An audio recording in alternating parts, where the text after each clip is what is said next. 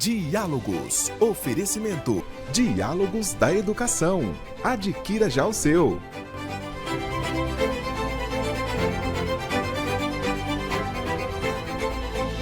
Diálogos, com Anderson Junque.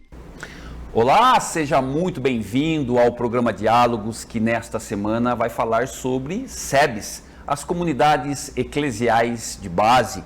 E quem está aqui comigo para conversar, debater e aprofundar este assunto, o advogado Antônio Salustiano Filho, a quem desde já dou as boas-vindas. Tonhão, seja muito bem-vindo ao programa Diálogos, uma alegria recebê-lo. Obrigado, viu? Muito obrigado, eu agradeço o espaço, espero corresponder à expectativa do apresentador. Com certeza, com certeza. Tonhão, falando sobre SEBs, eu queria que você falasse aqui, até para que a gente pudesse publicar, socializar com a comunidade, com quem acompanha o programa Diálogos. Quando a gente fala de SEBs, do ponto de vista conceitual, como é que a gente pode apresentar para a comunidade? Bom, SEBs, comunidades eclesiais de base, são comunidades porque agrega pessoas que celebram a mesma fé, participam da mesma igreja e moram numa mesma região geográfica. São de bases porque reúne as pessoas de fé, né, e classes sociais mais baixas, né? Pode ser que em uma ou outra SEBs pode ter alguém com nível social mais elevado, mas o grosso das SEBs são as classes populares. E eclesial porque é ligado à igreja. As SEBs não é um movimento, tem uma definição muito feliz do Dom Aloysio Lochaire, lá nos anos 60, 70, quando ele era presidente da CNBB, ele disse que no Brasil as SEBs são igreja, entendeu? Então ela é igreja, por isso eclesial. Ou seja, você está dizendo então que a SEBs é um movimento da classe trabalhadora? Não é movimento, é um jeito de ser igreja da classe trabalhadora. Deixa eu situar um pouco da história para a gente entender. As SEBs, tem estudiosos que dizem que ela nasceu no final dos anos 60, início dos anos 60. Outros dizem que foi em 1964 ou 1965, não importa. Elas nasceram nesse contexto e foram precedidas por uma série de movimentos que antecederam. Por exemplo, a Ação Católica, JEC, JOC, que é a Juventude Estudantil Católica, Juventude Operária Católica e Juventude Universitária Católica. Também contribuíram para o surgimento das SEBs a chamada Liga Camponesas do Francisco Julião, lá em Pernambuco e Paraíba, também o MEB, Movimento de Educação de Base, que foi um movimento criado pela CNBB em 1961 e que adotou o método Paulo Freire para a alfabetização de adultos no Nordeste e no resto do Brasil. Também o Movimento por um Mundo Melhor, né, que era um movimento de reflexão. Falam também da comunidade de Taizé, que eram os monges franceses que habitavam aqui no Brasil e que distribuíram 1 milhão de Bíblias aos pobres, aos populares, e a partir daí a população começou a ler e interpretar a Bíblia com autonomia. Então, tudo isso é o caldo cultural que influenciaram no nascedouro da SEB. Tem também na zona urbana, nós tivemos a experiência dos padres operários, né? Se a gente for estudar a história, tudo isso faz parte desse caldo cultural que favoreceu o surgimento das SEBs. Então, a SEBs, ela não nasceu de nenhum bispo, de nenhum padre, de nenhum religioso, embora tivesse a colaboração de todos eles. Mas ela nasceu do povo, com o povo e para o povo, e especialmente o povo pobre, que sentia a necessidade de ter uma interpretação da Bíblia, né, à luz da própria Bíblia, do Evangelho de Jesus Cristo, né? Jesus Cristo teve uma opção declarada pelos pobres, entendeu? Então, a SEBRE, assim que nasceu, adotou o método ver e julgar e agir, né, que é a sua metodologia de trabalho. Então, primeiro, quando a gente se reúne em qualquer âmbito, seja lá na base, seja no encontro regional, nacional, a gente primeiro vê a realidade. Como essa realidade está no nosso entorno, na sociedade, como ela funciona. E para isso, a gente usa análise sociológica. E aí a gente bebe nas fontes marxistas para fazer essa análise, que ninguém melhor do que Marx fez uma análise de sociedade. Depois que a gente faz de toda essa análise de sociedade, né, inclusive apontando os causadores de tudo isso e as consequências de tudo isso na sociedade como um todo, a gente vai buscar uma resposta na leitura da Bíblia, em especial os evangelhos. O que é que a palavra de Deus diz sobre isso? Como é que Jesus agiria, ou outro autor da Bíblia, do texto bíblico, agiria diante dessa situação? E aí todo mundo fala, não é uma coisa de um iluminado. Aí todo mundo fala. E a partir dessa fala, aí a gente vai buscar como é que a gente tem que agir para resolver essa situação. Aí sai as diversas ideias, vamos fazer isso, vamos fazer aquilo outro, e a gente elege aquilo que é mais prioritário e mais efetivo para a ação. Você traz uma reflexão muito importante a partir dessa fala, Tonhão, e eu queria colocar aqui esse questionamento. Como é que a SEBS, ela entende o diálogo interreligioso? Acolhe? Pratica? Como é que você vê essa questão? Tá.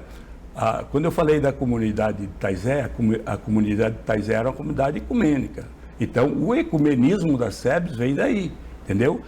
Para a SEBS não tem espírita, não tem afrodescendente, não tem budista, não tem... Todos nós somos seres humanos, cidadãos do universo, cada um dentro da sua religião e cidadão dentro da sua religião, então a gente congrega sem discriminação nenhuma, viu?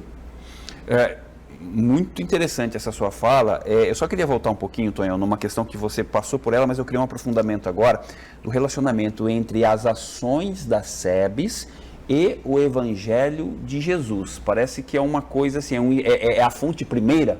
É a fonte primeira. A SEBS é um jeito novo de ser igreja que resgata o jeito antigo da igreja ser lá das comunidades primitivas dos Atos dos Apóstolos e as comunidades primitivas fundadas por São Paulo, que elas não se reuniam num templo nem numa sinagoga, se reuniam nas casas, entendeu? Então, a mensagem é a mensagem de Jesus de Nazaré. E qual é a mensagem de Jesus de Nazaré? Não é salvação de alma. Você vai ler todos os 4 evangelhos, você não vai ver. Eu vim salvar a alma para meu Pai. Não, Jesus veio libertar as pessoas da fome, das doenças, são vários tipos de doença, né? Da cegueira espiritual, entendeu? Então, quando Jesus cura um cidadão que tem uma doença, a doença no tempo de Jesus era tida como uma maldição de Deus. Então, o cidadão doente, ele era excluído da família, da sociedade, né? Da igreja e da sociedade. Então, Jesus, ao curar, ele reinsere o cidadão na família, na religião e na sociedade, entendeu? Então, essa é uma libertação. Primeira, uma libertação física. É claro que o cidadão, ao ser liberto e voltar ao seio da família, na igreja e sociedade, ele é feliz, ele é alegre, então ele se liberta espiritualmente. Se você ir mais a fundo lá para o Antigo Testamento, você vai ver, vamos pegar aqui um exemplo, a libertação do povo do Egito. Ela é uma libertação espiritual? Mas em primeiro lugar é uma libertação da escravidão do Egito. Física, portanto? É física, portanto. Primeiro, tira-se o povo daquela situação penosa, de trabalho forçado, de situação de escravidão por mais de 400 anos e se conduz em busca da terra prometida. Entendeu? Por isso que tem 40 anos de peregrinação para o deserto, que não era distante do Egito, do lugar que eles saíram, para as terras cananeias, que era a terra prometida, as terras de Canaã, entendeu? Então, esse espaço de 40 anos, primeiro o povo precisava esquecer aquela mentalidade que tinha no Egito, aquela mentalidade escravocrata, onde um era o faraó e os dominadores, e os outros eram escravos. Então, vocês precisam se libertar disso. Então, a libertação, em primeiro lugar, ela é física, porque para a religião, tanto do Antigo como do Novo Testamento, não há separação entre o físico e o espiritual, entendeu? Então, a ação da SEB é uma ação que nós falamos, é oração na ação. Nós rezamos não para nos salvar, nós rezamos para conduzir um processo de libertação da sociedade, de todos os males da sociedade, seja ele de qualquer natureza. Tonhão, eu quero uma conexão que me veio agora aqui. Paulo Apóstolo, ele fala que a mentalidade do espírito é a vida e a paz. Me dá a impressão que essa fala de Paulo Apóstolo está muito conectada com o propósito das SEBs. Faz sentido ou não? Sim, faz sentido. Nós vamos buscar em Isaías. A paz é fruto da justiça. Você não vai ter paz se não tiver justiça, se não tiver uma sociedade, eu não diria igualitária, porque seria a utopia das utopias, mas uma sociedade mais justa, onde todo mundo tivesse um bom trabalho, um bom emprego, uma boa educação, uma boa casa para morar, enfim, as pessoas viveriam um pouco mais em paz. Então, paz é isso para nós. Entendi. Bom, nós estamos conversando aqui com o advogado doutor Antônio Salustiano Filho sobre as SEBs, as comunidades eclesiais de base. Nós vamos agora para o nosso intervalo comercial, nós voltamos na sequência, 1 minuto só e nós já estamos de volta. Estamos apresentando Diálogos com Anderson Junque. A formação continuada é fundamental para o educador diante dos desafios do século XXI. A pesquisadora em educação, Valéria Caetano da Silva Alvarenga, propõe uma reflexão humanizadora através da formação sobre a metodologia ludocriativa. Entre em contato agora mesmo pelo WhatsApp 34 99 648 3521. Você tem grandes ideias, mas se sente meio parado? E se eu te falar que você pode usar a inteligência artificial ao seu favor? Ficar parado não é uma opção. Na semana de publicidade e propaganda, aqui na Anhanguera, você aprende com os melhores do mercado. Com trocas reais e ideias na prática. Com conexões que mudam o seu futuro. De 25 a 27 de maio, a partir das 19h30, na Faculdade Anhanguera de Piracicaba. Nosso encontro está marcado. Escaneie o QR Code e garanta já a sua vaga. O futuro não espera, vem com a gente! Estamos apresentando Diálogos com Anderson Junque. Estamos de volta aqui com o programa Diálogos, que nesta semana fala sobre as SEBs, as comunidades eclesiais de base. Quem está aqui comigo conversando, debatendo, aprofundando este assunto, o advogado Antônio Salustiano Filho. Tonhão, eu quero uma fala sua nesse momento, no sentido de compreender a estruturação teórica dos trabalhos das SEBs. Como é que vocês se organizam nesse sentido? Você fala em termos de encontro? De teoria. Em teoria. A nossa teologia é a teologia da libertação, que nasceu junto com as SEBs, né? Sim. Não existe SEB sem teologia da libertação e nem teologia da libertação sem SEBs. A teologia da libertação, embora ela tenha sido demonizada, ela foi produzida por grandes teólogos e ainda está sendo produzida, que tem um pé nas SEBs, na realidade do povo, participa com a gente dos grandes acontecimentos das SEBs, tanto no âmbito estadual, nacional e intercontinental. E parte-se do método ver, julgar e agir. Se ver a realidade junto, a complexidade da realidade, e daí utiliza-se a análise sociológica de cunho marxista, entendeu? Isso não quer dizer que a teologia é marxista, entendeu? Porque ninguém melhor do que Marx, você sabe disso, fez a melhor análise de conjuntura, a análise da sociedade, entendeu? Quando discutiu a questão do capitalismo. Então, ao levantar essa realidade, vamos buscar uma luz na palavra de Deus, que a palavra de Deus tem a dizer sobre isso. Então a gente não lê o texto evangélico pura e simplesmente, a gente lê o texto evangélico no contexto em que ele foi escrito, entendeu?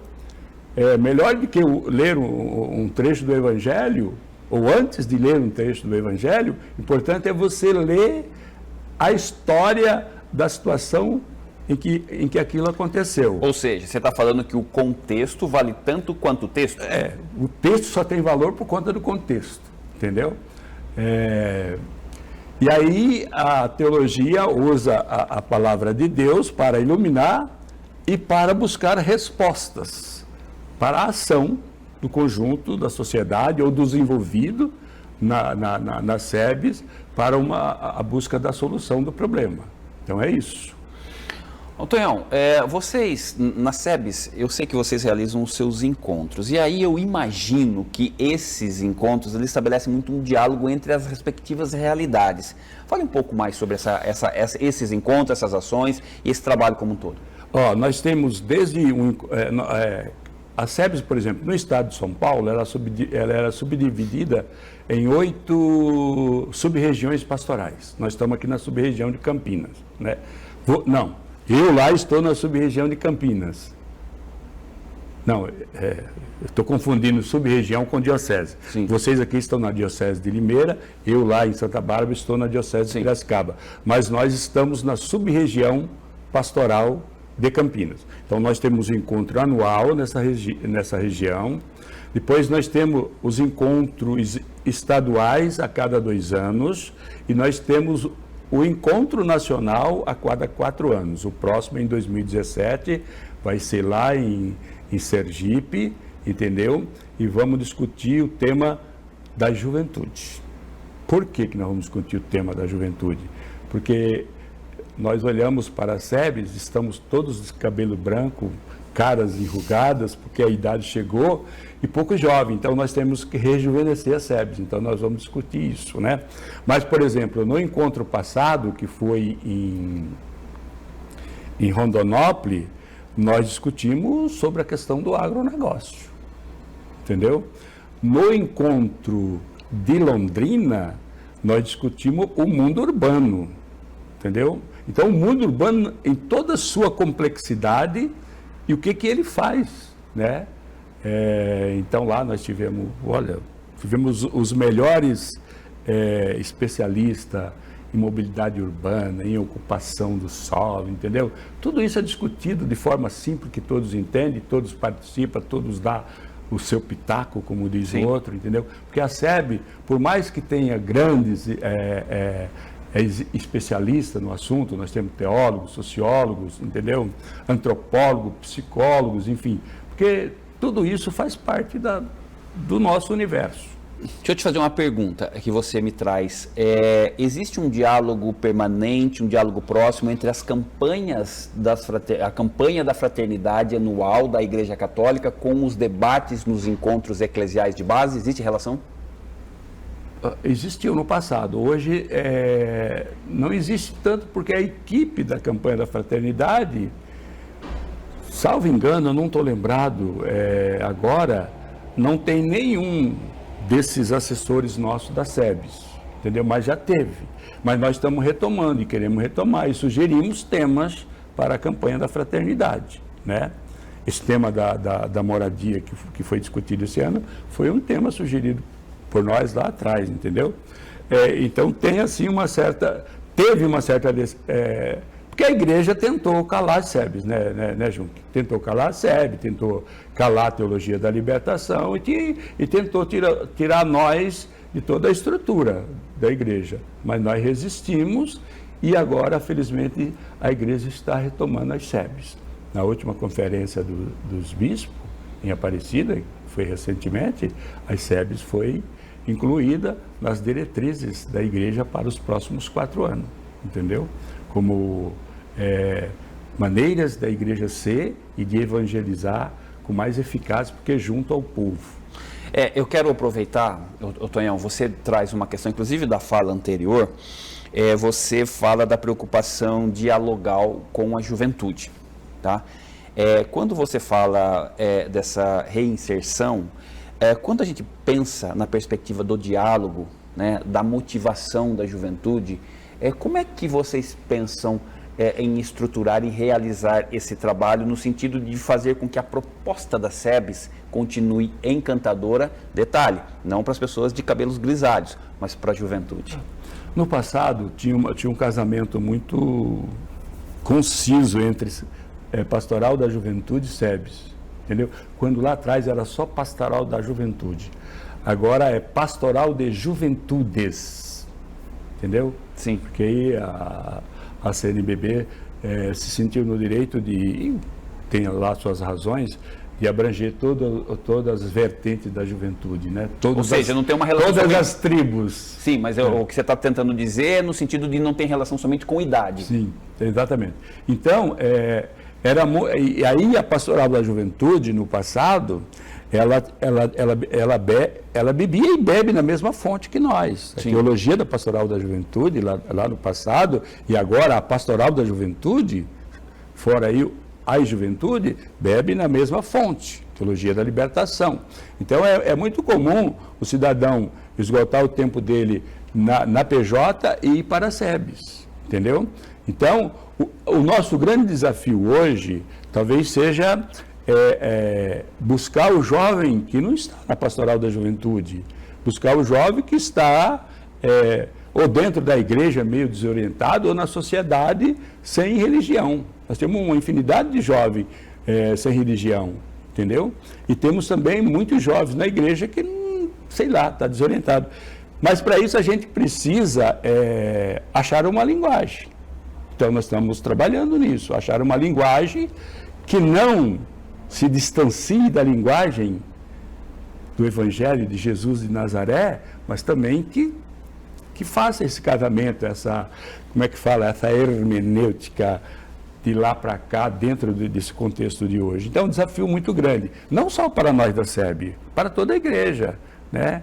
Para todo e qualquer movimento libertário, né? Mesmo que seja um movimento libertário só de espírito, está duro cativar a juventude hoje por conta das redes sociais. Então, eu quero aprofundar isso, Tonhão. Nós estamos falando de alguma forma de estabelecer um diálogo que fale com o propósito do jovem no sentido de saber quem ele é e a sua função com o mundo e para o mundo. Exatamente. E aí a gente usa um termo assim, como vamos poder encantar a juventude? Porque você só assume qualquer função na sua vida se você se encantar por aquilo que você vai assumir. Isso. Entendeu? Eu, por exemplo, quando eu comecei na juventude, eu era do grupo do Oba-Oba. Ia no grupo de jovens para namorar, fazer farra e tal, essas coisas todas.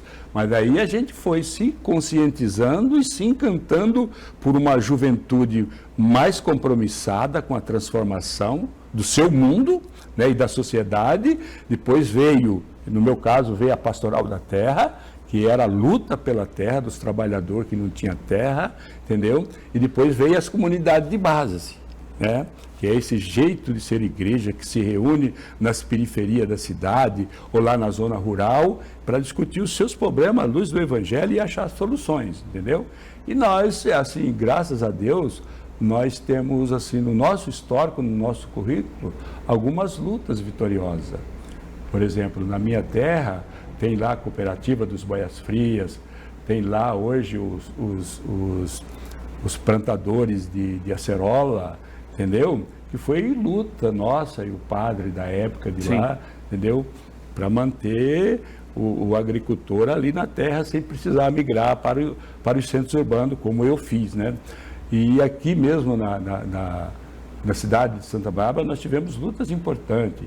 Nós no passado fizemos um movimento contra o IPTU, derrubamos isso na justiça. Depois fizemos um movimento para construir um hospital na Zona Leste. O Afonso Ramos é resultado da nossa luta. Sim. Nós fizemos um mutirão de abaixo-assinado em toda a cidade, todas as igrejas assumiram esse abaixo-assinado. Nós conseguimos 20 mil assinaturas, entendeu? Então, são essas, né, essas vitórias que nos faz permanecer e ainda encantado pela luta, né? Pela luta.